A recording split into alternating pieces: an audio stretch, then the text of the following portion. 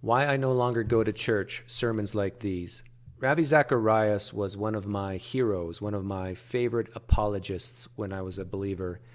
Back in the early 90s, I bought his book, Can Man Live Without God? I would like to critique one of Ravi Zacharias' videos. But before I do that, for those of you who don't know who Ravi Zacharias is, I thought I would play a clip from his personal testimony. And there's a Chinese proverb that says, if you want to know what water is, don't ask the fish. This quote is interesting. If you want to know what water is, don't ask the fish. I wonder if Ravi would say, if you want to know what Christianity is, don't ask a Christian. You're so immersed in something, oftentimes you really don't even think of a counter perspective, or you don't think of questioning what your environment is about. I was immersed in the struggle to perform academically. India is a very competitive culture in academics. If you don't make it in your studies, you're going to go nowhere. It had to be high. You had to be right at the top of the list. And I wasn't going to make it. Cricket was in my blood. I played cricket and tennis. I loved the sports field, hated the academic side of it. And ultimately, it got me into serious trouble with my father. I wasn't going to make it. And that confusion of pursuit and the need for acceptance. Another thing about India is it's a shame-oriented culture. If you don't do that well, then you're shamed into trying to be successful. When I talk to Christians, when I do my interviews, I eventually end up asking them where it all started. How did they become a Christian in the first place? What Ravi is talking about here is very important. Here is a young man, 17 years old, who is feeling shame, is feeling disappointment from his earthly father, who is feeling the pressure of the need to excel academically, and he's failing. The highest rate of suicides in India is immediately after the examination results are posted in the newspapers all over the country. Kids are jumping off buildings, pouring kerosene on themselves and burning themselves. My closest friend did this to himself. So that was really the culture within which I was born and raised and struggled. My brothers and sisters were all doing well. I wasn't. I was sort of the failure of the family, and that finally got to me. And in the search for answers, I just ended up with none whatsoever. And the emptiness, the loneliness, and the failure in school, I didn't have a single Christian friend, by the way. They were all, majority of them from the Hindu worldview, which places such great value and respect for family and all of that. So that's the way I was raised. He's saying that for a reason, that he didn't have any Christian friends. He wants to let everyone know that he was born and raised in in a Hindu culture. Coming up, he's going to say something that's very interesting a little later on. And finally, I attempted to take my own life. It was just a search for meaning. I wanted to put life together, and it wasn't coming together for me. So I was going to my classes in college and went into the science lab out there, saw some chemicals, took these plastic bags. I didn't even know what all they said, except I took the ones that was marked poison, brought it back to my home, put it in a glass of water early one morning. Everybody was out of the house. Went into the restroom and just it started to froth immediately, effervesce, stirred it with a teaspoon and gulped the thing down. It was very salty, and my system began to reject it. And there I was holding on to the sink as the moisture was coming out of my body. I collapsed on my knees. I shouted for help. The servant in the house heard me screaming. Nobody else was there. Put me into a taxi and rushed me to a hospital. And when I was fully composed of my senses again, all I knew was needles were in my arm because of the dehydration, my mother and father by my side, and the ultimate desolation of knowing you didn't even know how to live, now you didn't know how to die. That was the crossing road moment for me in asking questions more seriously than I had been asking. The amazing thing to me, that's why I believe in sort of divine appointments. I wasn't looking for anybody to come. In fact, I still don't know how they let him get that past that much, probably because he said he was a minister. And he brought a little red New Testament and wanted to read it to me. And my mother said he couldn't. I was in critical condition. So he opened it to the 14th chapter of John. And ironically, it's Jesus talking to Thomas, the first person who ever went to India with the gospel. I don't think that's that ironic that this whoever gave this New Testament in the country of India would have had it open to that portion if Thomas was indeed the first apostle going into India. And he was reaching the Nambuthiris, by the way, my very ancestors from centuries ago. And in that 14th chapter of John, as Jesus was saying, because I live, you shall live also. I grasped onto that verse and said, Jesus, if you are offering me life like I have never had it, I want that life. He reads a verse from Jesus, or his mom reads a verse for him. How did he know who Jesus was at all. If he was born and raised in a Hindu culture, maybe he heard the name Jesus, but why did he give this verse credence at that time? Was it because he was desperate? Why would he place any value in this verse? Aged 17, and the Bible handed over to my mother. I couldn't hold it because, as I said, the dehydration had set in. So my mother, in her heavy accent, reading this to me, I prayed the prayer, and that was the beginning of a journey that has now continued with utter delight. I question why his mother even read the Bible if she was a Hindu. So I did a little bit of research. All you have to do is Google Ravi Zacharias, and a Wikipedia page comes up, and you can read about his early life. And it says that according to Zacharias, before his mother's marriage, a Swiss-German missionary had spoken to his Brahmin ancestor about Christianity, and she had converted and was made an outcast by her Brahmin family and community. So the way I'm understanding this is that his own mom became a Christian and was outcast by her family. So Zacharias grew up in a nominal Anglican household. It wasn't like he was foreign to Christianity. And this is why I think he, when he heard that verse read to him in the hospital, that he didn't just question, well, why should I even care about this? He had known about Jesus. He probably had heard a lot about who Jesus claimed to be from his mother. It says here that Zacharias was an atheist until the age of 17.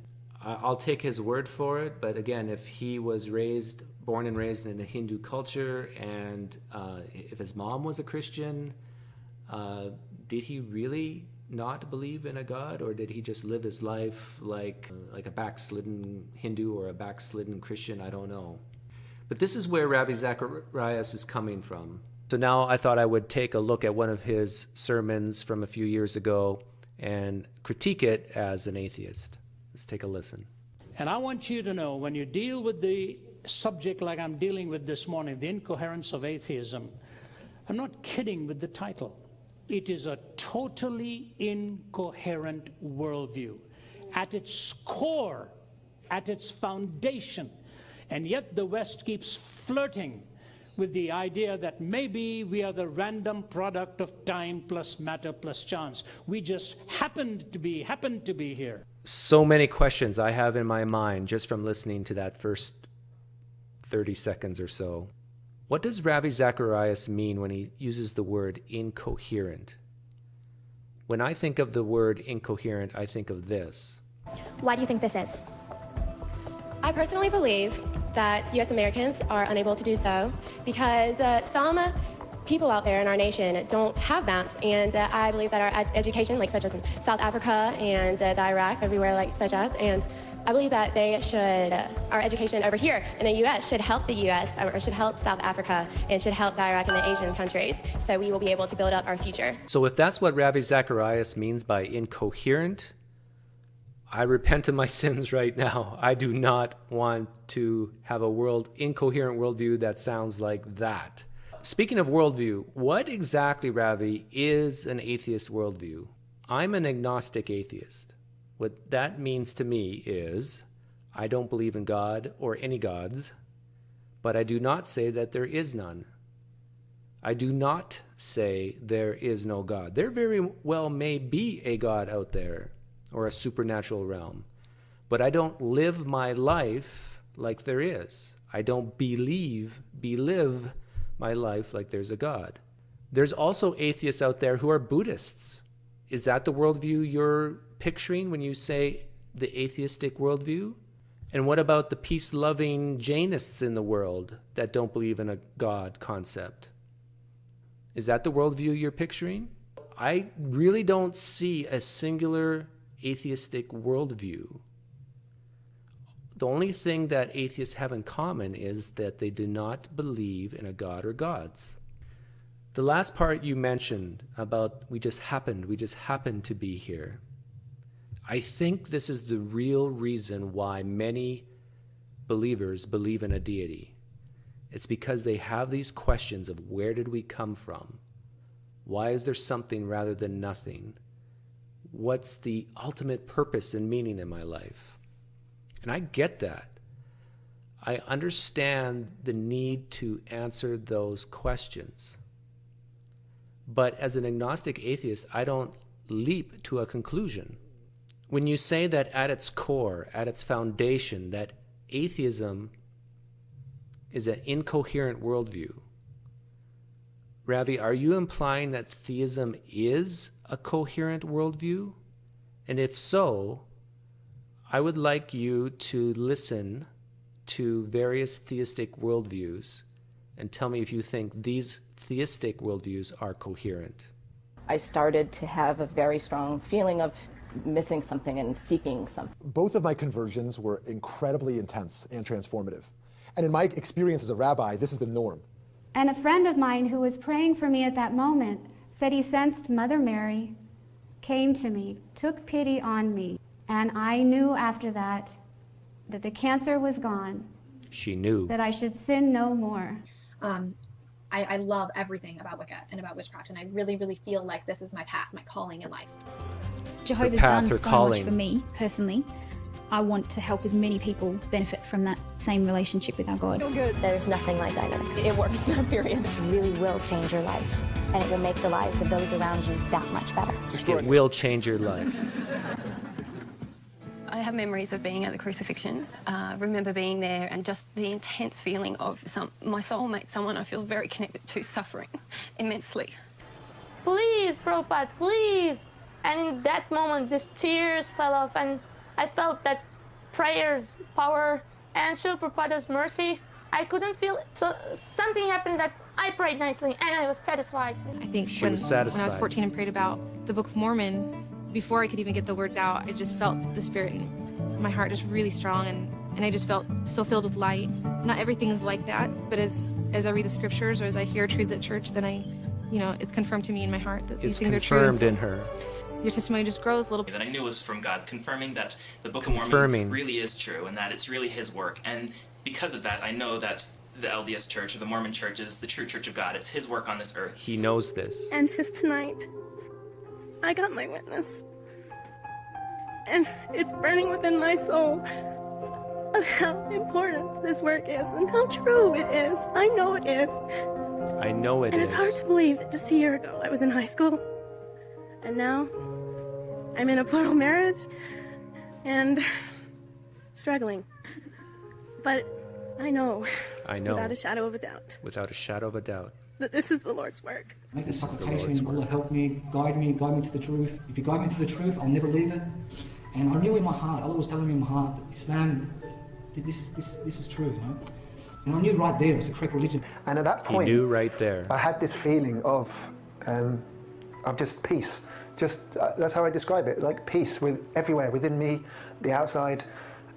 It gets me a bit now, but I had this. It was a completely different feeling for me, and it's changed my life since that day, and I've never looked back since. I started praying to find the truth. It didn't take a long time to find out that Islam is the truth and that there can't be any other religion in the world. Can't be. I said, please, God, you are the one who listens, who always listens.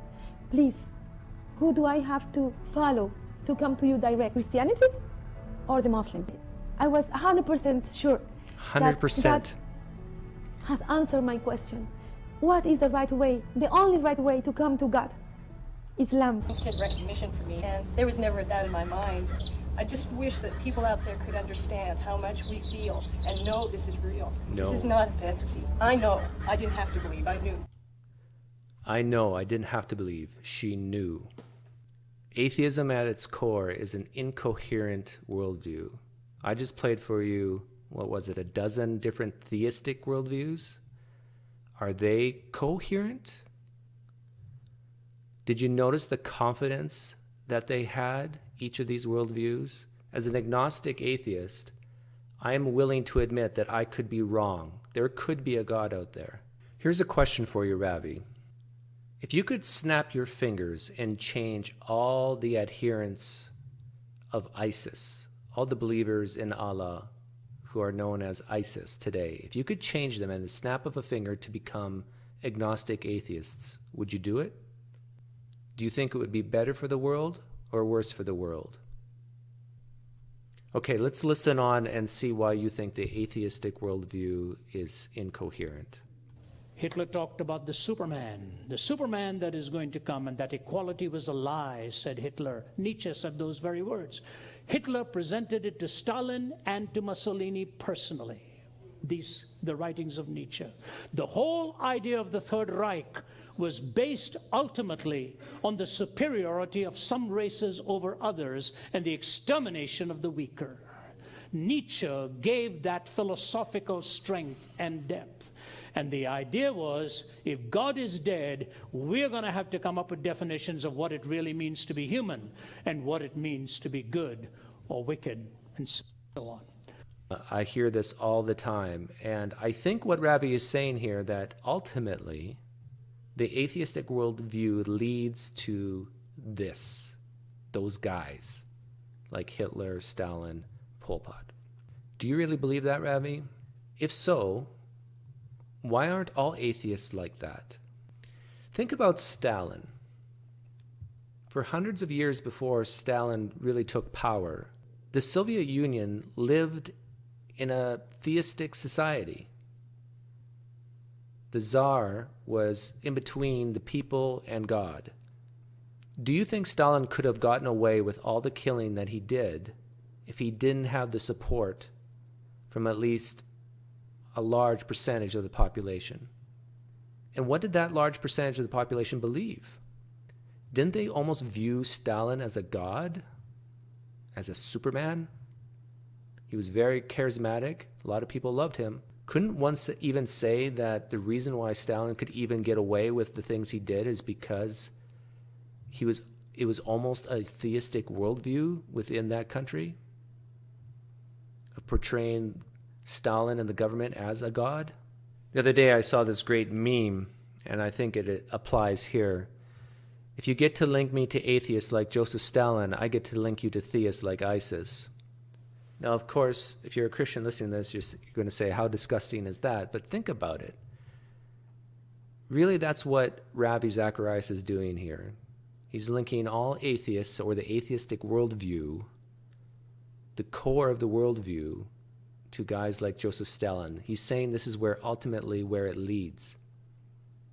Couldn't one say the same thing about the theistic worldview? Ultimately, it leads to members of ISIS? The first is this, that if there is no God, ultimately we have to find out the answer very quickly for a moral law. Who defines good and evil? This, to me, is the only point I need in my life. I don't need anything beyond this, because atheism brings the hatpin to the heart of moral reasoning. All of the atheists have admitted how tough this actually becomes for people who need to define good and need to define evil. I agree, it is tough to define good and evil. But Ravi, that's a good thing. That's a wonderful thing that it's tough. I think we should wrestle with these questions of what's good and what's evil. I think it's far better to view them as difficult things that we need to think about critically rather than get it out of a book. Don't you? Most noted Australian atheist, J.L. Mackie, says basically the same thing. He said the whole nature of moral reasoning has such an immense configuration to it that it is impossible to actually arrive at a rational defense of it apart from invoking a moral, personal first cause. Well, Ravi's first point in this video, and this is his point in almost every video he makes, is that without a personal God, you cannot have a basis, an objective basis for morality. I would like to play a clip from Sam Harris, which explains why this might not be true. Yeah, well, I think there's this myth that unless you think one of your books was dictated by the creator of the universe and there he told you what good and evil are, you'll just have no basis for morality. I mean, you need religion in some sense to have a generalizable morality. Without religion, there's no way to say the Nazis were really wrong to do what they did or believe what they believe. I think that's clearly untrue. I think we have some very serviceable intuitions about what good and evil are and what constitutes an ethical life, and we converge on those intuitions. I mean, every culture agrees that cruelty is wrong. That taking pleasure in the suffering of others is wrong within the context of your in-group. I mean, many cultures think it's good to take pleasure in the suffering of people who are not part of your tribe. But in terms of who you're going to admit into your moral sphere, we have some very serviceable intuitions about how we treat the people we accept in our sphere. And the challenge for modernity, the challenge for civilization, is to extend the sphere of our moral community to include the entire species and even other species, so that we really don't have these us and them boundaries that we have. And our us and them boundaries are really propped up by dogmatism. I mean, they're propped up by nationalism, they're propped up by racism, and there's many ways to divide your world dogmatically. But the most insidious us and them boundary, from my point of view, is religion. I mean, it really is. Religion posits a transcendental object between you and this other person. I mean, not only are you different because of your skin color or your political persuasion or because you speak a different language, you are different for all time. For what you believe about God and what he believes about God are so opposed that it's going to require eternity an eternity of punishment in his case to work out that difference. So I think it's a very I think this question of morality is an important one to focus on, because many people are attached to religion not because they're convinced that the metaphysics make sense, but because they just see no other alternative to teaching kids right and wrong. Ravi Zacharias said that it's impossible to come up with an objective standard for things like morality without invoking a personal God. Sam Harris was saying that throughout all mankind, throughout all the cultures out there, our intuitions converge on certain things, like unnecessary suffering within our in-group, within our own tribe. I don't know if Ravi Zacharias believes in evolution through common descent, but evolution explains this. And concepts like unnecessary suffering, empathy, well-being might be a basis for good and evil, what's right and wrong, apart from the belief in a deity. I think many theists realize they believe some crazy stuff about their holy books or about their beliefs. But what their God belief gives them is this objective standard that they feel they can rely on and say they have a firm foundation for. You see, atheism, when it's carried to its logical outworking, exposes atheism in its total vulnerability. There is no foundation for value. Zero. Oh, I'm not saying an atheist is not a good person. He may choose to be good. She may choose to be good. But there's no rationally compelling reason by which to define good and evil. It's pure pragmatism. First point, what is wrong with being pragmatic? If the entire world believed in a God and had this objective foundation, an objective basis for morality, but yet didn't act that way, what good is it? Now imagine a society, the whole world, that in Ravi's eyes would not have an objective basis or an objective standard for morality, but behaved very well. Which would you rather have? I would like to propose a thought experiment for you to consider, which may illustrate a basis, a foundation for things like morality without the concept of God. Here are 5 things, I'll call them. Imagine you had to take a power drill, and excuse the sadistic nature of this thought experiment, but let's assume you had a power drill, and you had to drill into each of these 5 things one at a time. In what order would you do it in terms of guilt or shame that you would feel? I think if we ask this question to people all around the world, they would have similar answers.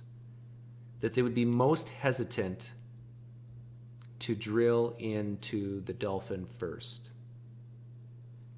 So the order might go something like rock or leaf, then butterfly, then hamster, then dolphin. But now ask yourself this question: why that order? Why would you choose a butterfly before the hamster or before the dolphin?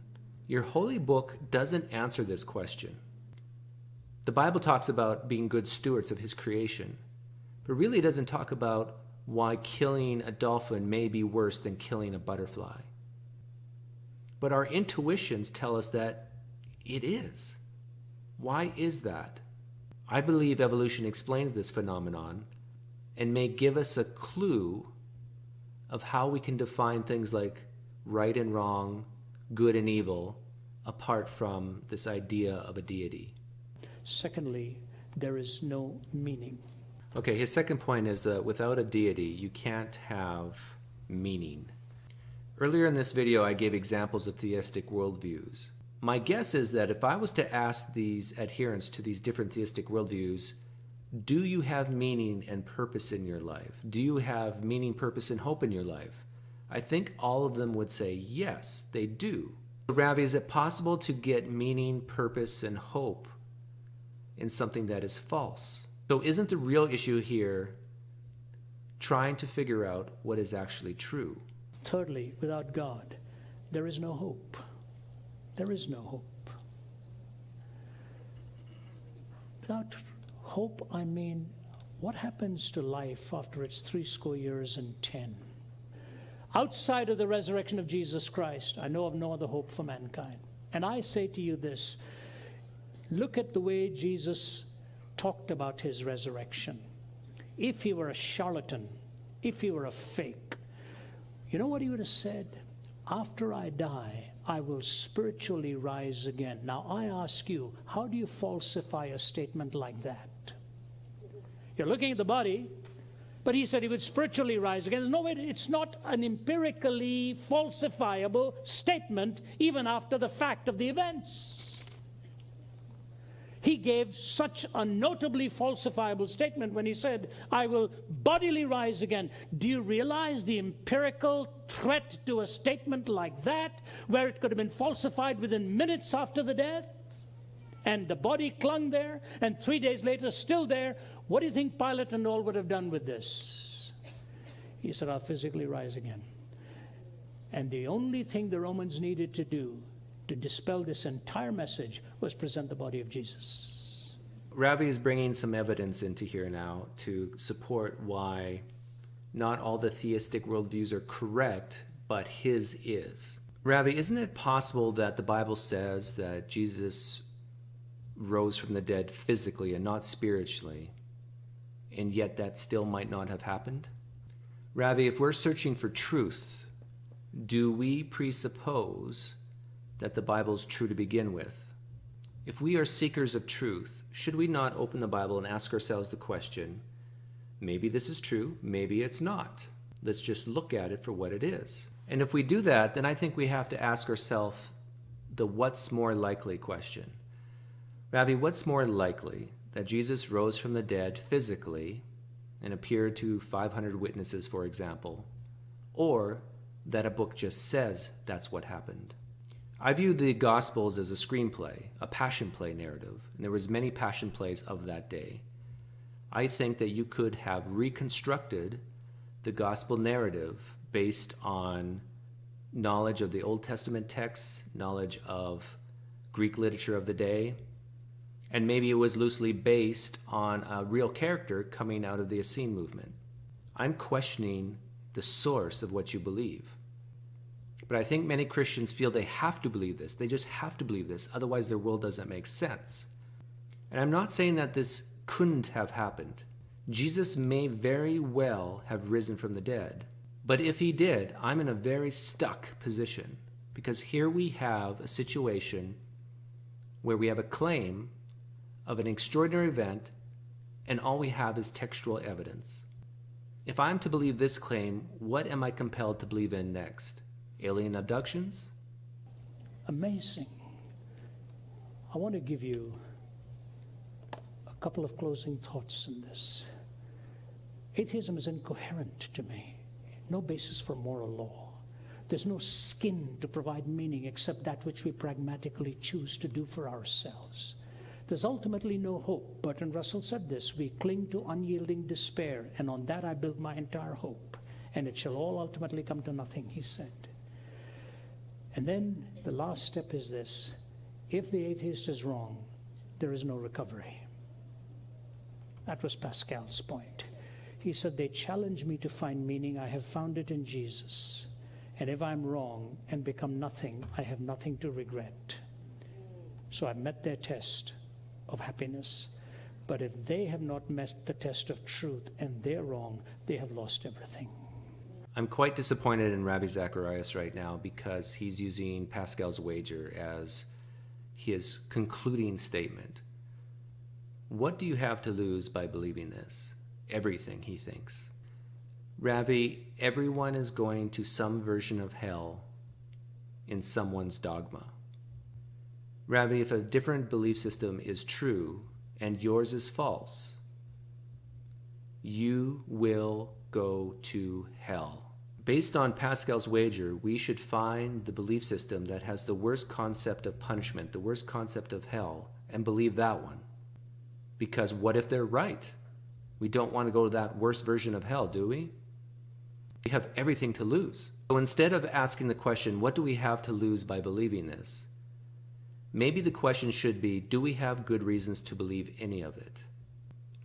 Ravi, you were a 17-year-old boy who failed academically, and you felt the extreme pressure and shame from your father and your society. You tried killing yourself, and while you were grasping for life, someone gave you a lifeline in the form of a book. You had heard of that book before because your mother was at least familiar with Christianity and probably had talked to you about Jesus. When the verse from the Gospel of John was read to you, you resonated with it because of your situation. You felt hopeless, without purpose, and you were dying. You didn't question whether that verse that was read to you at that time was true. Your belief came first, and now you're coming up with reasons. There's a very high probability that had a Muslim missionary talk to your mother, that you would be an apologist for Islam. I think you're seeing a lot of young people today rejecting the core propositions of Christianity, and this troubles you.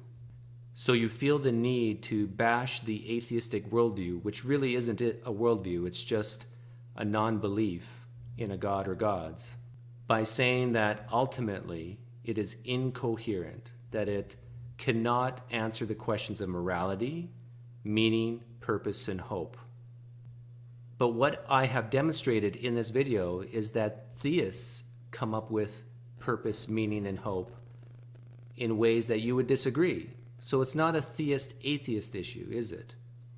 And when it comes to morality, I think there is a basis for morality apart from your God.